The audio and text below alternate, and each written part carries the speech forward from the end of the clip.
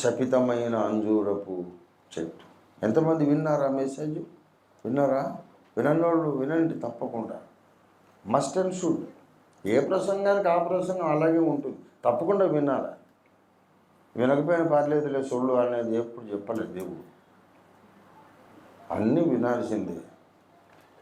శపితమైన అంజూరపు చెట్టు, దాని మీద కాయలు లేవని యేసయ్య శపించారట.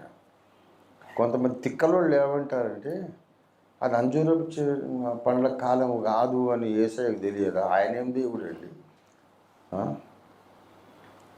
వేసవి కాలంలో బంగినపల్లి మామిడి పళ్ళు అంటే వస్తాయి, కానీ డిసెంబర్లో ఎక్కడి నుంచి వస్తాయి?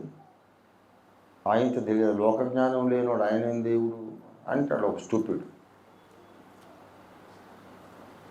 అరే, అంజూరపు చెట్టు అనేది ఒక విశ్వాసికి సూచన.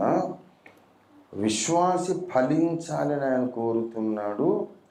సీజన్ వచ్చినప్పుడే కాదు, సీజన్ కానప్పుడు కూడా ఫలించాలి అని నేను కోరుకుంటున్నా అనే దేవుడు కోరుతున్నాడు, బయలుపరుస్తున్నాడు.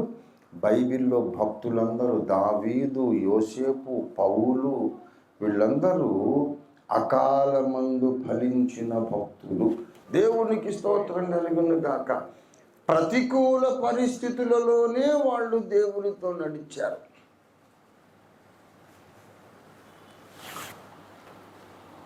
మనకు సీజన్ వచ్చినప్పుడు అందరూ ఫలిస్తారు, స్తుతిస్తారు, ప్రార్థన చేస్తారు, ప్రభువులు ఆనందిస్తారు. ఇప్పుడు ఒక్క పరిస్థితి కూడా అనుకూలంగా లేదు. అయినా కుछ ఫరక్ నే పడతా హమే, ఏం పర్వాలేదు.